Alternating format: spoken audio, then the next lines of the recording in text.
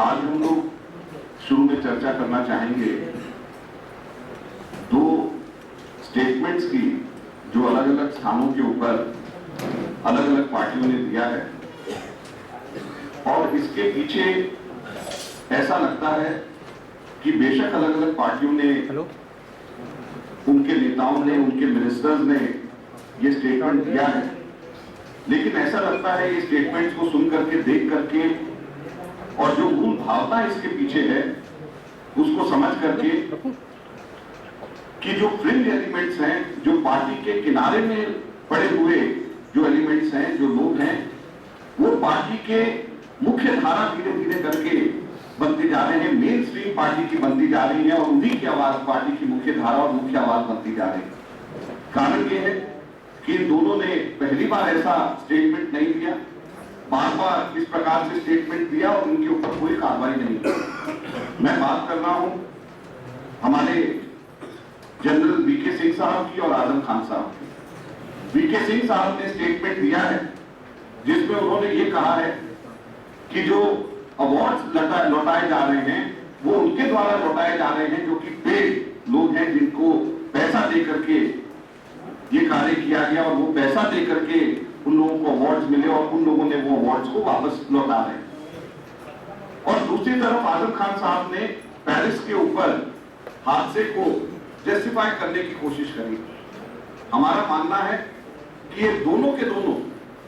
जानबूझ करके ऐसी विचारधाराओं के प्रतीक हैं और किसी ना किसी रूप में एक दूसरे को मदद करते हैं। और बेशक इनकी पार्टी के लोग ये कहें कि ये फ्रिंज है, ये मुख्य धारा नहीं है, ये किनारे के हैं, लेकिन इनके ऊपर जब कोई कार्रवाई नहीं होती है तो ये दोनों के दोनों मुख्य धारा बन जाते हैं और मुख्य आवाज पार्टी की बन जाती है। हमें समझ नहीं आता है कि कैसे पेरिस जैसे हादसे को, जो धार्मिक असहिष्णुता का, जो कि धार्मिक उन्माद का प्रतीक है, कैसे उसको जस्टिफाई किया जा सकता है और किसी भी प्रकार के वायलेंस को कैसे कोई आदमी न्यायोचित बता सकता है, उसको जस्टिफाई कर सकता है। उसी तरीके से जब हमारे देश के बड़े बड़े विद्वानों ने, ऐसे लोगों ने जो सेलिब्रेट कहे गए हैं, ऐसे लोग जिन्होंने सालों साल नहीं बल्कि कई दशक अपनी जिंदगी के अलग अलग जगहों के ऊपर लगा दिए, उनको समाज ने, उनको देश ने उनको सराहा जब उन्होंने असहिष्णुता के खिलाफ में उन्होंने जब अपने अवार्ड को लौटाए, तो कैसे उन सब लोगों को पेट कहा जा सकता है। और इनके खिलाफ में, इसी इंटॉलरेंस के खिलाफ में जिस वक्त रघुराम राजन ने, राष्ट्रपति जी ने, दलाई लामा ने जब बात बोली, तो क्या वो लोग भी पेट थे? क्या उनको भी ये जनरल वीके सिंह साहब उसी कैटेगरी के अंदर मानते हैं? हम उनसे ये पूछना चाहते हैं। और आजम खान साहब का भी हम लोग कड़ी शब्दों में निंदा करते हैं और हम ये मांग करते हैं कि जनरल वीके सिंह को और आजम खान साहब को अब ये समय आ गया है कि दोनों को हटा दिया जाना चाहिए, क्योंकि इस प्रकार के फ्रिंज एलिमेंट जब मंत्रिमंडल के सदस्य होते हैं और इस प्रकार से बात करते हैं तो वो फ्रिंज एलिमेंट्स नहीं कहलाए जा सकते, वो किनारे के ऊपर रहने वाले कुछ लोग नहीं कहलाए जा सकते, बल्कि जब पार्टी के मुख्य नेता बन जाते हैं, मुख्य धारा के अंदर बन जाते हैं और लगातार एक के बाद एक बोलते हैं और उनके ऊपर कोई कार्रवाई नहीं होती, तो पार्टी की मुख्य धारा और मुख्य आवाज बन जाते हैं। लिहाजा उनके ऊपर कार्रवाई होनी चाहिए और दोनों के दोनों को मंत्री पद से हटाया जाना चाहिए।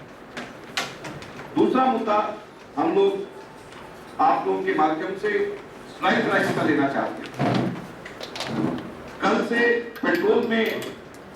36 पैसे की और डीजल में 87 पैसे की वृद्धि हुई। दुख की बात यह है कि हमारे क्रूड ऑयल प्राइसेस में, जहां पर जब से 26 मई को बीजेपी की सरकार आई है, एनडीए की सरकार आई है,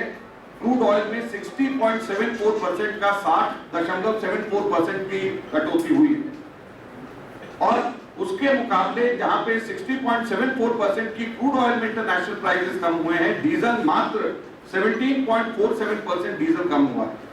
और पेट्रोल जो है 14.49% केवल पेट्रोल कम हुआ है। और अगर इसी परसेंटेज के हिसाब से जितने इंटरनेशनल प्राइसेस के साथ, जिसके साथ हम लोगों ने लिंक किया था, अगर उसी के साथ में लिंक करके लगाया जाए तो जो डीजल और पेट्रोल की प्राइसेस थी, तो उस हिसाब से जो हमारे डीजल है वो 34 रुपीज 44 पैसे, 34 रुपए 44 पैसे और पेट्रोल मात्र 43 रुपए 37 पैसे का इस वक्त होना चाहिए और दुर्भाग्य से यह इससे कहीं ज्यादा रेट के ऊपर है। और यही नहीं, एक्साइज ड्यूटी भी 1 रुपया 60 पैसे प्रति लीटर पेट्रोल पे और 40 पैसे प्रति लीटर डीजल के ऊपर भी सरकार ने बढ़ाया है। तो मैं समझता हूं कि ये सरकार किसी भी तरीके से महंगाई को कम करने की तरफ ध्यान नहीं दे रही। हमने देख रहे हैं कि जैसे पेट्रोल और डीजल है, उसी तरीके से रेलवे फेयर्स भी बढ़ाए गए। स्वच्छ भारत सेस भी 0.5% लगाया गया और सरसों का तेल तो 50% पहले से उसके रेट और बढ़ गए और दाल, प्याज और टमाटर के भी रेट बढ़ गए। एसोचैम की एक स्टडी ने कहा है कि खरीफ में राइस की फसल जितनी उम्मीद थी उतनी पूरी नहीं होगी, लिहाजा राइस की भी, चावल के भी दाम बहुत तेजी से आगे आने वाले समय में बढ़ने वाले। स्वच्छ भारत सेस 0.5% बढ़ाने का ये केवल 0.5% ही नहीं हमको देखना चाहिए, बल्कि हमको यह भी याद करना चाहिए कि बजट के अंदर 12.5% से बढ़ा करके सर्विस टैक्स को 14% कर दिया गया और अब उस पे 0.5% से 100 लगा करके इसको 14.5% कर दिया गया है। लिहाजा हर चीज, चाहे वो ट्रैवल हो,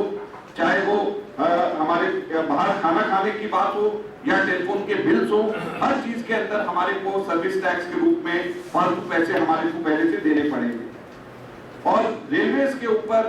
रेलवे बजट के बाद में जिस तरीके से प्राइसेस इतनी तेजी से बढ़ाए गए हैं, शायद ये अप्रत्याशित है।